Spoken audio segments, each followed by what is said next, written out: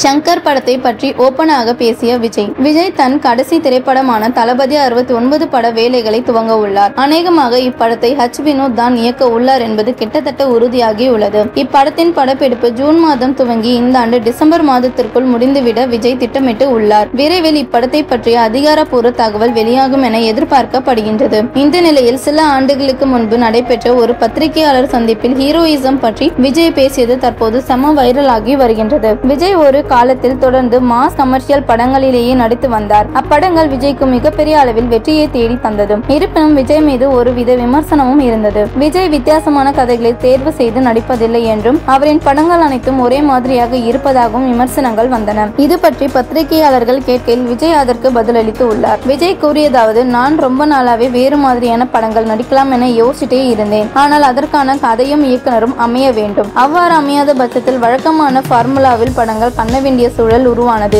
அதன் காரணமாக ஒரு சில படங்கள் ஒரே மாதிரியாக இருப்பதை போலவே விமர்சனங்கள் எழுந்தன. ஆனால் என் நண்பன் போல ஒரு கதை, ஷங்கர் போல ஒரு இயக்குனர் எனக்கு அமைந்தால் நான் நண்பன் போன்ற வித்தியாசமான படங்களில் என்னால் நடிக்க முடிந்தது. மேலும் வியாபாரத்தையும் பார்த்து தான் நடிக்க வேண்டி இருக்கின்றது. இந்த நிலையில் ஹீரோயிசம் இல்லாத நண்பன் போன்ற படங்களில் நடித்தாலும் அப்படத்திற்கு ரசிகர்கள் ஆதரவு கொடுக்கின்றார்களே என ஒரு நிபுணர் கேட்க அதற்கு பதிலளித்த விஜய், நண்பன் படத்தில் இருக்கும் ஒரு ஹீரோயிசம் போல வேற எந்த படத்திலும் இல்லை. 10 பேரை அடிச்சா மட்டும் ஹீரோ கிடையாது. நண்பன் படத்தில் நான் நடிச்ச அந்த கதாபாத்திரத்தில் அவ்வளவு பெரிய ஹீரோயிசம் இருக்கு என்றார் விஜய். இந்த பேட்டி நண்பன் படம் வெளியான 2012ஆம் ஆண்டு எடுக்கப்பட்டது. இந்த நிலையில் நண்பன் படத்துக்கு பிறகுதான் விஜயின் திரைப்பயணத்தில் மிகப்பெரிய மாற்றம் உண்டானது. அதன் பிறகு துப்பாக்கி, கத்தி போன்ற வித்தியாசமான கதைக்களத்திலும் கதாபாத்திரத்திலும் விஜய் நடிக்க துவங்கினார். அவரது மார்க்கெட்டும் மளமளவென உயர்ந்தது என்பது குறிப்பிடத்தக்கது.